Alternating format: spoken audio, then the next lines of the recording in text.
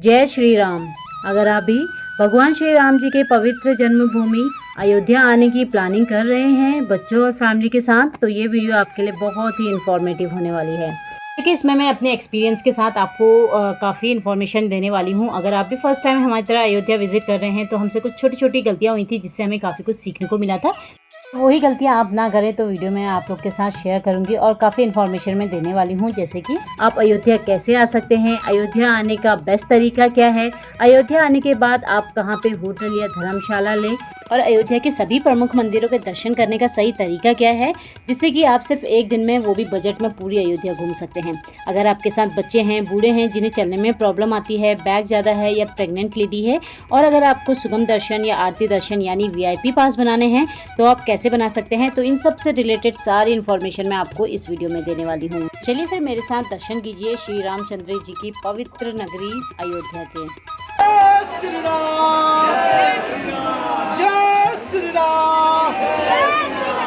तो सुबह के लगभग 8 बज रहे हैं और हम अपनी फैमिली के साथ निकल रहे हैं अयोध्या धाम श्री राम जी के दर्शन करने।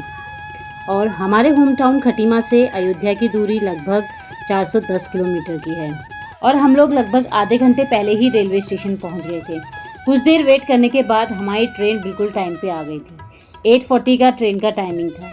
पहले खटीमा से डायरेक्टली हमें लखनऊ के लिए ट्रेन मिल जाती थी, बट इस बार इसका रूट चेंज हो गया है, तो एक खटीमा से आलमनगर तक हमको ड्रॉप करेगी। उसके बाद हम अयोध्या कैसे गए, आगे आप वीडियो में ज़रूर देखिएगा। और अगर मैं ट्रेन की बात करूं तो हमारा सफ़र बहुत ही कंफर्टेबल रहा। पता ही नहीं चला कि कब 6 घंटे निकल गए। बच्चों ने भी पूरी जर्नी को काफ़ी ज़्यादा अच्छे से एंजॉय किया।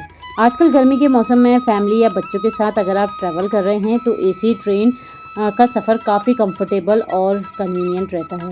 तो चलिए अब बात कर लेते हैं कि आप अयोध्या कैसे पहुंच सकते हैं, क्योंकि अयोध्या आने के लिए बहुत सारी सिटीज़ से डायरेक्टली बस और ट्रेन आपको मिल जाएगी, बट जो सबसे बेस्ट ऑप्शन रहता है अयोध्या पहुंचने का वो है बाय ट्रेन। क्योंकि अयोध्या में 2 रेलवे स्टेशन हैं, एक है अयोध्या धाम जंक्शन और दूसरा है अयोध्या कैंट। जो अयोध्या कैंट है वो राम मंदिर से लगभग 10 किलोमीटर की दूरी पे है, जो कि काफ़ी ज़्यादा डिस्टेंस में है।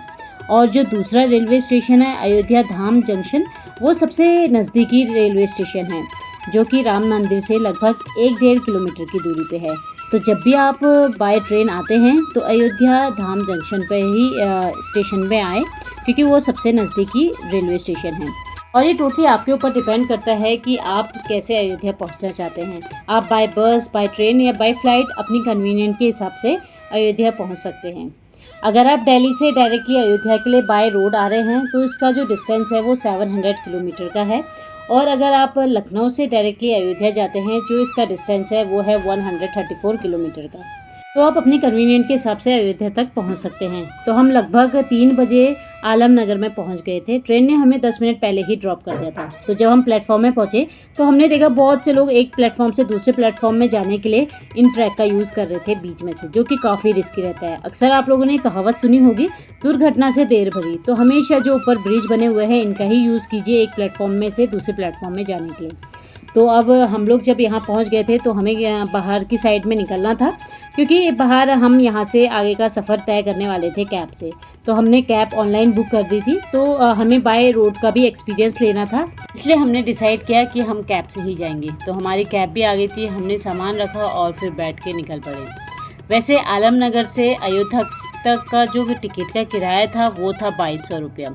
और आपको अगर आप लखनऊ तक आते हैं तो आपको लखनऊ से अयोध्या के डायरेक्टली बसेस भी मिल जाएंगी, कैब मिल जाएंगी और ट्रेन भी मिल जाएगी। तो आप अपने कन्वीनियंट के हिसाब से आप ट्रैवल कर सकते हैं। बट जब हम वापसी में आए थे तो हमने वंदे भारत से ट्रैवल किया था अयोध्या से लखनऊ तक का, जो कि मुझे काफ़ी अच्छा लगा। सिर्फ 2 घंटे में आप लखनऊ पहुंच जाते हैं, या आप लखनऊ से अयोध्या जाते हैं तो सिर्फ 2 घंटे लगेंगे। और वंदे भारत तो काफ़ी अच्छी रहती है। अगर आप ब्रेकफास्ट या लंच या जब भी पहुंच रहे हैं तो आपको बीच में कुछ ना कुछ मील मिल ही जाता है, वो भी काफ़ी अच्छा रहता है। तो कुछ देर ट्रैवल करने के बाद बीच में रुक गए थे CNG गाड़ी में भराने के लिए, तो यहीं से हमने लंच वगैरह भी कर लिया था। और अगर आप पर्सनल गाड़ी से आते हैं तो वो भी काफ़ी बेस्ट है, आपके लिए काफ़ी अच्छा रहेगा, क्योंकि आप अपनी पर्सनल गाड़ी से आ रहे हैं। तो फाइनली हम लोग अयोध्या सिटी में एंटर कर चुके थे। और आप जैसे ही अयोध्या में पहुंचेंगे तो आपको चौराहों पे इस तरीके के बहुत अच्छे अच्छे स्टैचूज़ देखने को मिल जाएंगे। और इस चौराहे का नाम था चूड़ीमणि चौराहा। तो काफ़ी अच्छे अच्छे स्टैचूज़ बने हुए हैं। जैसे ही आप अयोध्या में एंटर करेंगे तो आपको खूब सारे होटल्स मिल जाएंगे। तो इस साइड में होटल बिल्कुल ना ले, बिल्कुल राम मंदिर के पास में ही धर्मशाला होटल्स हैं, वहाँ लीजिएगा। और जैसे हम फ्लाईओवर से नीचे को आए थे तो राम मंदिर बिल्कुल हमारे सामने था। सही बताऊँ, राम मंदिर को देख के ना मन बहुत खुश हो गया था। बस ऐसा लग रहा था कि कब हम मंदिर में पहुँचे और प्रभु श्री राम के दर्शन करें। तो शाम के लगभग 6:50 हो रहे थे और हम लोग अयोध्या पहुँच चुके थे। कैब वाले भैया ने हमें मंदिर के पास वाले चौराहे पे ही ड्रॉप किया था, जिस जगह पे पार्किंग होती है। क्योंकि हम फर्स्ट टाइम अयोध्या विजिट कर रहे थे तो हमको पता नहीं था कि इस चौराहे से राम मंदिर की दूरी कितनी है। तो यहाँ पे हमारे साथ एक छोटा सा स्कैम हो गया, क्योंकि रास्ता ना पता होने की वजह से हमने यहाँ पे से बैटरी वाला रिक्शा लिया और उस रिक्शा वाले भैया ने हमें मंदिर के साइड वाले एरिया से घुमाते हुए, यानी मार्केट वाली साइड से घुमाते हुए हमको राम मंदिर के पास पे ही ड्रॉप किया, जिसने हमसे 20 रुपया पर पर्सन चार्ज किया था। तो हमारे साथ यहाँ पे स्मार्ट स्कैम ये हुआ था कि नेक्स्ट डे जब हम दर्शन करके वापस घर के लिए आ रहे थे तो हमने रियलाइज़ किया कि मंदिर से जो चौराहे से हमने रिक्शा लिया था उसकी दूरी लगभग 200-250 मीटर की दूरी पर वो मंदिर था। तो अगर आप भी फर्स्ट टाइम विज़िट कर रहे हैं, अगर आप पार्किंग वाली साइड से आते हैं तो वहाँ से आपको रिक्शा वगैरह लेने की ज़रूरत नहीं है। तो आप वहाँ से पैदल वॉक करके भी आ सकते हैं। राम मंदिर की दूरी ज़्यादा नहीं है। तो फाइनली हम लोग राम मंदिर पहुँच चुके हैं। हमने मॉर्निंग में ही VIP पास यानी सुगम दर्शन की टिकट बुक करा ली थी, जिसकी टाइमिंग शाम 7 बजे से 9 बजे के बीच में थी। एंट्री मिलने के बाद मुश्किल से हमें आधा घंटा लगा और हमारे दर्शन बहुत अच्छे से हो गए। जब हम दर्शन करके बाहर आए तो रात काफ़ी ज़्यादा हो गई थी। हमने वैसे दोनों तरीके से दर्शन किए, एक VIP दर्शन, एक नॉर्मली जो लाइन में लग के दर्शन होते हैं। तो कौन से दर्शन सबसे बेस्ट होते हैं और VIP दर्शन करने से पहले आपको किन बातों का ध्यान देना होता है, तो नेक्स्ट डे हमने नॉर्मली दर्शन किए थे और सही तरीका जो होता है मंदिर में दर्शन करने का उस तरीके से किया था। और यहाँ पे हमसे एक मिस्टेक ये हो गई थी कि हमने पहले से कोई होटल वगैरह बुक नहीं किया था, क्योंकि रात में सारे होटल बुकड हो गए थे यहाँ पे। तो लकीली हमको एक धर्मशाला मिला जो कि राम मंदिर के जस्ट सामने ही था। आई होप आपने भी इसका नाम सुना होगा। सबसे फेमस धर्मशाला में से एक है ये बिरला धर्मशाला। अक्सर हम लोग धर्मशाला के नाम पे सोचते हैं कि धर्मशाला अंदर से कैसा होगा, रूम कैसे होंगे, नीट एंड क्लीन होगा कि नहीं होगा। बट सही बताऊँ, ये धर्मशाला बहुत ही अच्छा है। बाहर बैठने के लिए भी आपको काफ़ी अच्छी फैसिलिटीज़ दी हुई है, काफ़ी ग्रीनरी है। जितना बाहर से साफ़ सुथरा है ना, उतना ही अंदर से भी है। ये इस धर्मशाला का काउंटर है और यहाँ पे जो चेकआउट की टाइमिंग है वो सुबह 10 बजे की रहती है। तो यहाँ हमने दो रूम बुक किए हुए थे, तो रात में ही किए हुए थे। और जो वे वीडियो की मैं अभी क्लिपिंग ले रही हूँ, ये नेक्स्ट डे की थी जब हम चेकआउट कर रहे थे। तो मॉर्निंग में हम सारे मंदिरों के दर्शन करके आ गए थे। तो पहले मैं आपको इसका फर्स्ट फ्लोर दिखाती हूँ। फर्स्ट फ्लोर भी काफ़ी अच्छा था। जैसे नीचे ग्राउंड फ्लोर है वैसे ही फर्स्ट फ्लोर भी है, काफ़ी साफ़ सुथरा आप देख ही सकते हैं। और यहाँ पे से राम मंदिर का अगर मैं आपको गेट दिखाऊँ ना, बिल्कुल जस्ट सामने ही है। तो अगर आप को कोई होटल वगैरह नहीं मिलता है तो आप ये धर्मशाला ट्राई कर सकते हैं। काफ़ी अच्छा रूम है आपके कन्वीनियंट के हिसाब से। और इस रूम के अगर मैं रेट बताऊं, जो नॉन AC का है वो 500 से 600 रुपये का है और जो AC वाले हैं वो 1300 रुपये से शुरू हो जाते हैं। तो हमने 2 रूम लिए हुए थे और ये जो हमारा रूम था इसके बाहर से ही काफ़ी अच्छा मीन्स गार्डन भी था, तो काफ़ी अच्छा है। अब मैं रूम को अंदर से आपको दिखाती हूँ। तो ये हमको रूम जो मिला हुआ था, अंदर डबल बेड था, नीचे कारपेट बिछाया हुआ था और इसमें AC लगा था। अंदर वॉशरूम भी है और ड्रेसिंग टेबल भी है। साइड में थोड़ी सी स्पेस दी हुई है, अगर आपके पास सामान बैग वगैरह है तो आप वहाँ पे रख सकते हैं। तो जब हमें चेकआउट करना था उस समय मैंने ये वीडियो ली थी। नेक्स्ट डे मॉर्निंग में हमने बहुत जल्दी अच्छे से सारे मंदिरों के दर्शन किए थे। कैसे किए थे अब आप आगे वीडियो में देखेंगे। तो मैं इसका थोड़ा सा और आपको दिखा देती हूँ। इसका किचन भी दिखा देती हूँ, वो भी काफ़ी अच्छा है। बिना लहसुन प्याज का यहाँ पे खाना बनता है, काफ़ी अच्छा बनता है। 200 रुपये में आपको थाली मिल जाती है, स्पेशल थाली। और इसका जो टेस्ट रहता है ना खाने का, काफ़ी अच्छा रहता है। तो यहाँ पे हमने मॉर्निंग में और रात का डिनर भी यहीं पे किया था, तो काफ़ी अच्छा था। अगर आप भी अयोध्या आ रहे हैं तो आप ये धर्मशाला ट्राई कर सकते हैं। और इसकी लोकेशन अगर मैं बताऊं आपको, तो राम मंदिर का जो मेन गेट रहता है उसके जस्ट अपोजिट साइड में आपको ये बिरला धर्मशाला मिल जाएगा। और ये वीडियो नेक्स्ट डे की है। तो हमारे अयोध्या टूर का आज सेकंड डे था और सुबह सुबह ठीक 5 बज रहे हैं और हम लोग सुबह 4 बजे उठ गए थे, फ्रेश हो गए थे, रेडी होके हम लोग निकल पड़े हैं राम जी के दर्शन करने के लिए। आज हम अयोध्या में दर्शन बिल्कुल सही तरीके से करने वाले हैं, जो सही तरीका होता है दर्शन करने का। कहते हैं कि जब भी आप राम जी के दर्शन करने आते हैं तो सबसे पहले आपको सरयू घाट में जाना होता है। तो वहीं स्नान करना होता है और हम लोग भी निकल पड़े हैं सरयू घाट के लिए। तो बाहर निकलते ही हमको ई रिक्शा मिल गई थी और यहाँ पे सबसे बेस्ट पार्ट ये है कि आप कहीं पे भी जाए आपको ई रिक्शा ईजिली मिल जाएगी। अब क्योंकि हमने राम मंदिर के मेन गेट से सरयू घाट तक जाना था तो जो इसका चार्ज था वो 20 रुपया पर पर्सन था। और सुबह सुबह के टाइम हम निकले थे तो बहुत ठंडी ठंडी हवा आती है, सफ़र और भी खूबसूरत लग रहा था। और जब आप राम मंदिर से सरयू घाट के लिए जाते हैं तो बीच में आपको काफ़ी मंदिर और काफ़ी चीज़ें देखने को मिलेगी, जो कि मैं वापसी में आते समय आपके साथ शेयर करूंगी। और अगर आप चाहे तो रास्ते में पहले हनुमानगढ़ी भी रुक सकते हैं, क्योंकि बीच में ही हनुमानगढ़ी पड़ता है। लेकिन जैसे कि मैंने बताया, सही नियम पहले सरयू घाट जाने का है, इसलिए हम पहले वहीं जा रहे हैं। जब आप सरयू नदी के पास में जाते हैं तो उससे पहले आपको नया घाट देखने को मिलेगा। आप चाहे तो वहाँ भी स्नान कर सकते हैं या फिर सरयू नदी पे। तो फाइनली दोस्तों हम लोग पहुँच चुके हैं सरयू घाट पर।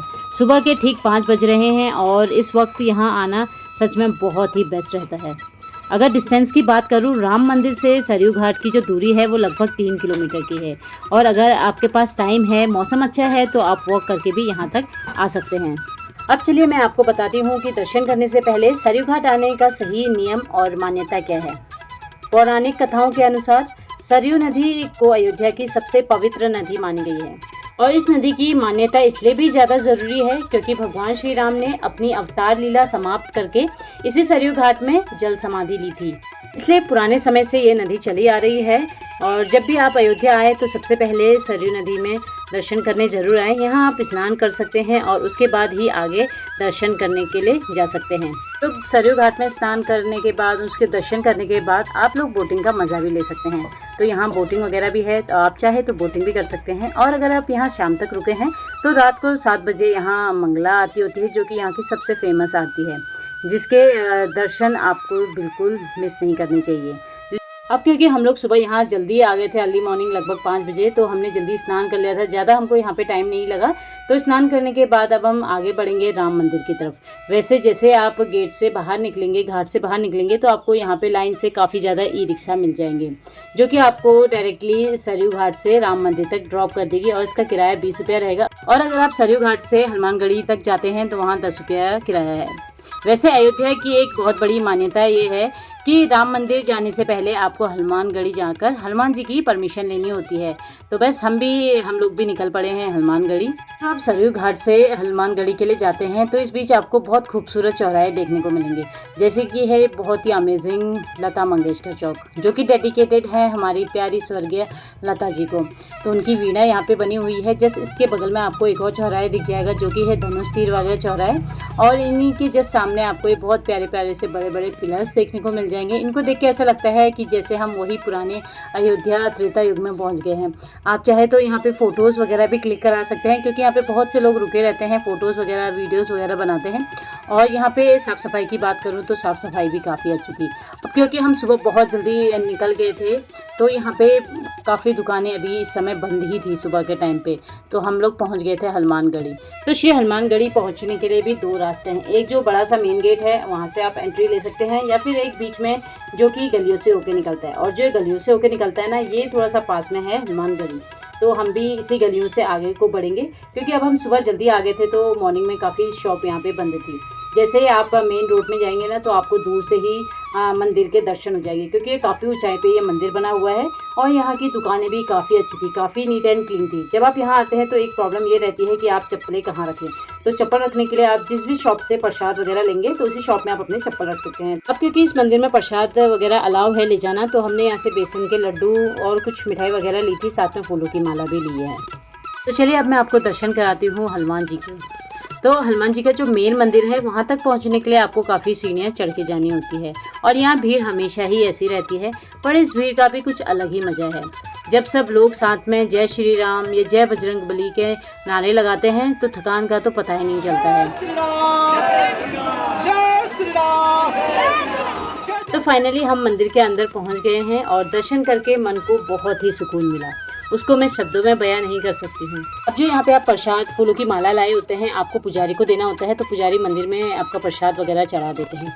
अब मैं बिल्कुल सामने से आपको दर्शन कराती हूँ, क्योंकि यहाँ पे फ़ोटो कैमरा वगैरह सब कुछ अलाउ था। थोड़ी सी मैंने वीडियो भी यहाँ पे बना दी, तो आप लोग भी दर्शन कर लीजिए बजरंगबली के। यहाँ बैठ के आप हनुमान चालीसा पढ़ सकते हैं और अपनी मनोकामनाएं मांग सकते हैं। और क्या आपको पता है कि हनुमानगढ़ी की इतनी मान्यता क्यों है? चलिए मैं आपको बताती हूँ। कहा जाता है कि जब भगवान श्री राम धरती इससे जा रहे थे तो उन्होंने हनुमान जी को अयोध्या की रक्षा करने की जिम्मेदारी दी थी। कहते हैं तब से आज तक हनुमान जी यहीं बैठकर पूरी अयोध्या की रक्षा कर रहे हैं। तो तब से मान्यता है कि जब भी आप श्री राम जी के दर्शन करने आए तो पहले हनुमान जी से आज्ञा ले और उसके बाद ही दर्शन करने जाए।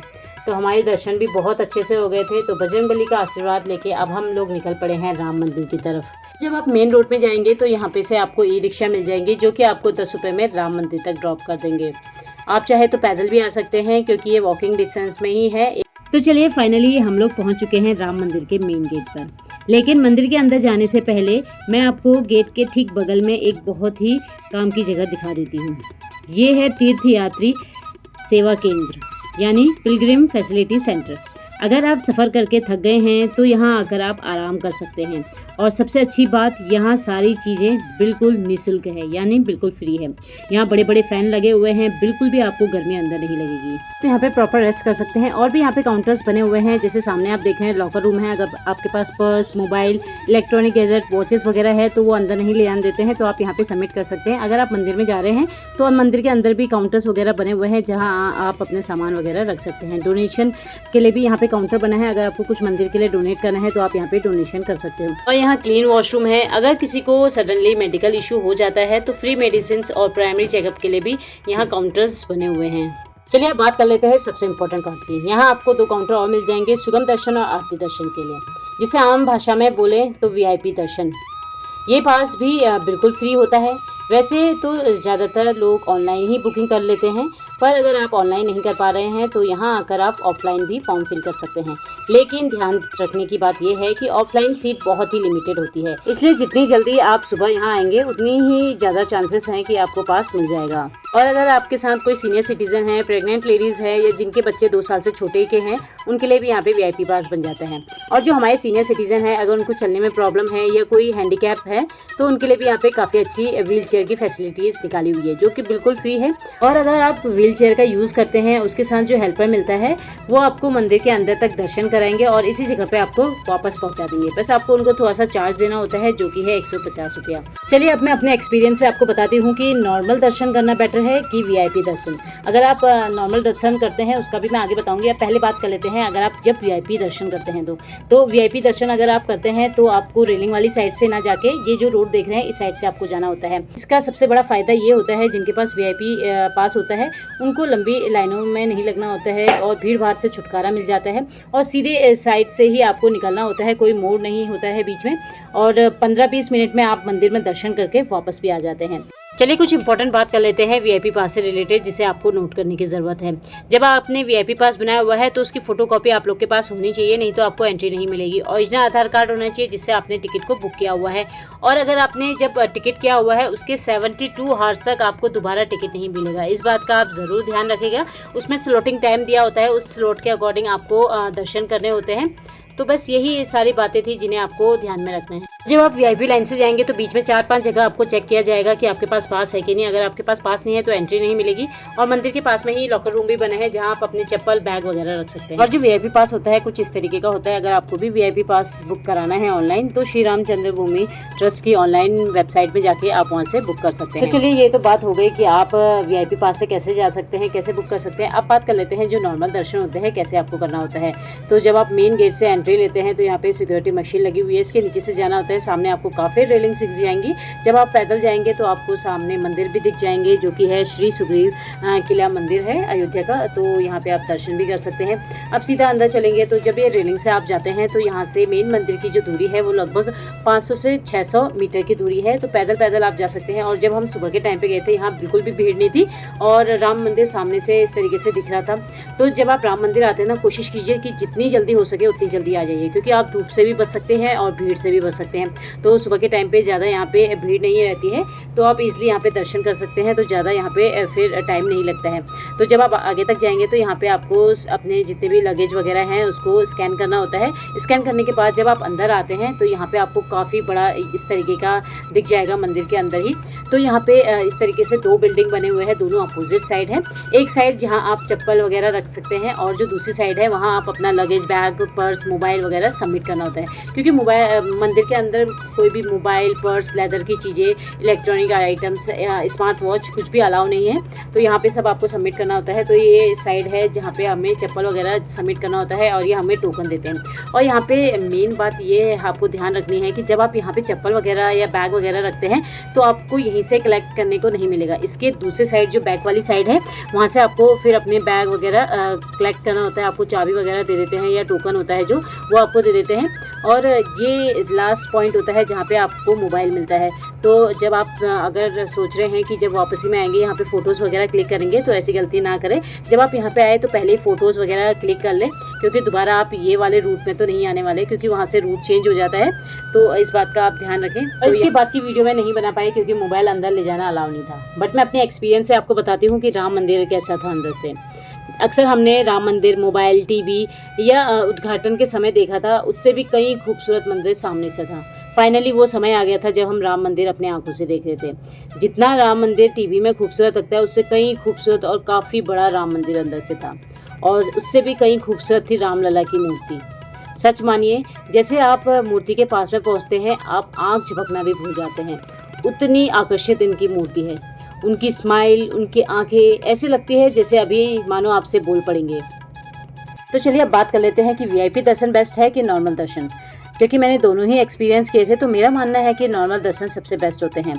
हालांकि वीआईपी दर्शन में क्या होता है, आपको न सीधी सीधी लाइन मिलती है, ना भीड़ भाड़, ना धक्का मुक्की का सामना करना होता है, लेकिन आपको बहुत फटाफट आगे बढ़ा दिया जाता है और 1 मिनट से ज़्यादा आपको वहाँ पे रुकने नहीं दिया जाता है। आप जी भर के रामलला को देख नहीं पाते हैं। बट इसी का उल्टा है, जब आप नॉर्मल लाइन से सीढ़ी चढ़ के ऊपर मेन मंदिर तक जाते हैं तो लंबी लाइन होने की वजह से आप धीरे धीरे आगे बढ़ते हैं और इस वजह से आपको सामने से रामलला को बहुत देर तक निहारने का मौका मिल जाता है, उनसे दिल की बात करने का पूरा मौका मिल जाता है। इसलिए भगवान को अपने आंखों में बसाने के लिए नॉर्मल लाइन मुझे ऐसा लगता है सबसे बेस्ट है और सबसे सुखदमयी है।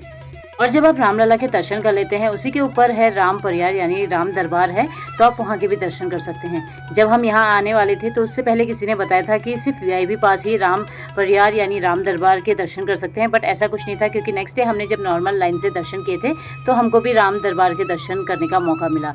तो आप बिल्कुल आ सकते हैं यहाँ पे दर्शन करने के लिए।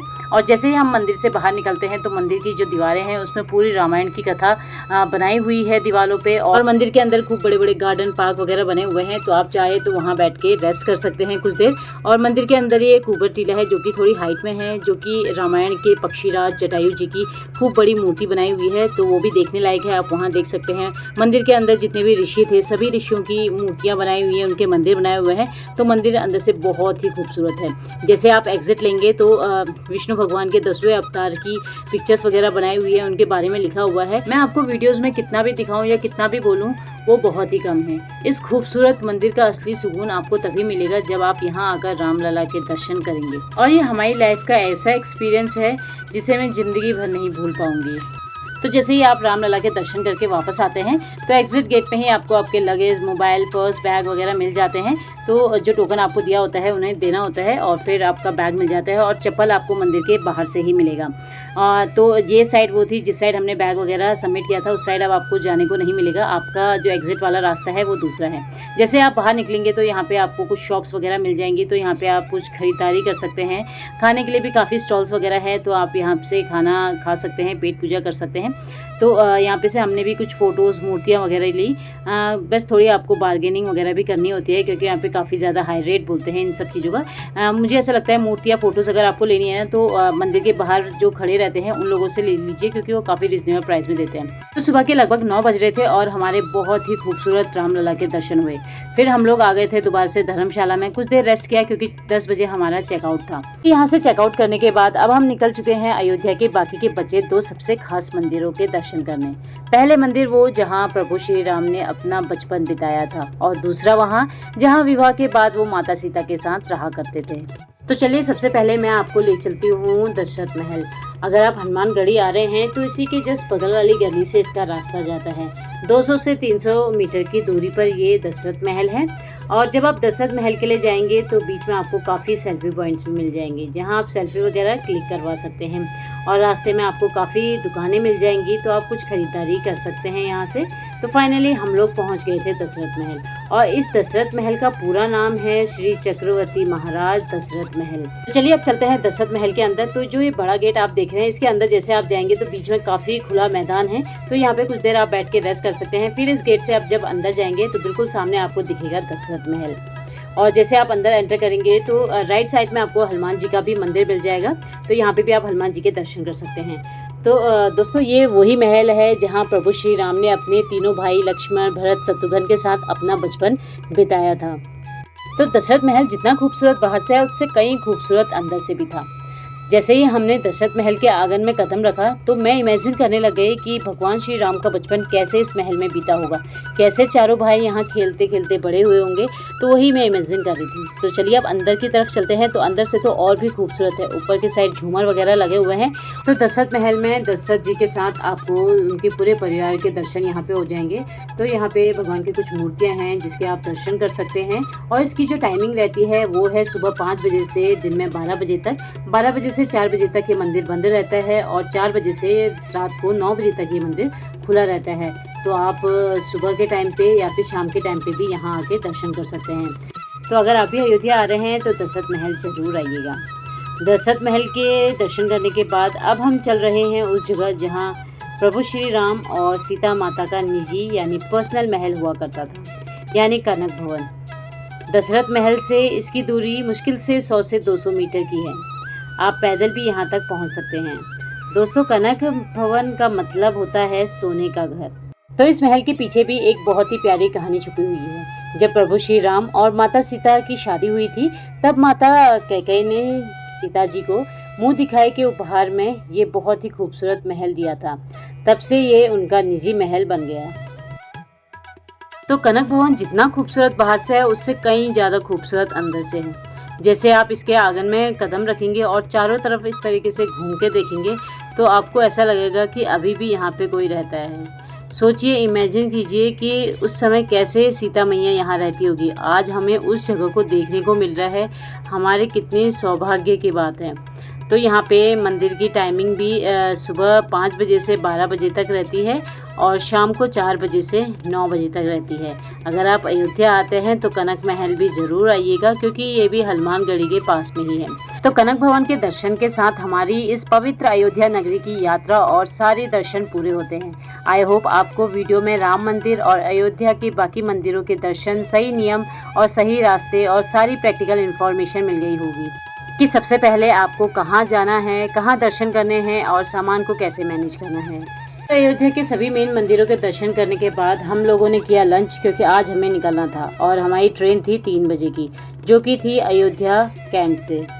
और Ayodhya cantt railway station Ram Mandir से काफ़ी दूर पड़ जाते हैं, लगभग 20-25 मिनट लग जाते हैं, 10 किलोमीटर की दूरी पर है। अगर आप अयोध्या आते हैं बाय ट्रेन तो अयोध्या धाम जंक्शन पर ही आएँ, क्योंकि वो राम मंदिर से काफ़ी पास पड़ जाता है, लगभग 1 किलोमीटर की दूरी पर।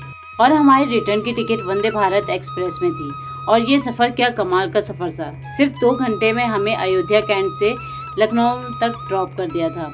इस बीच में आपको काफ़ी रिफ़्रेशमेंट मिलता है, मील मिलता है, जिससे कि आपका जो सफ़र है और भी कंफर्टेबल हो जाता है। तो बस आज की वीडियो में इतना ही। आई होप आपको मेरी ये वीडियो इन्फॉर्मेटिव लगी होगी। इन्फॉर्मेटिव लगी तो वीडियो को लाइक, शेयर एंड कमेंट करना बिल्कुल ना भूलें। अगर आपके कुछ क्वेरीज़ है तो आप कमेंट सेक्शन में पूछ सकते हैं।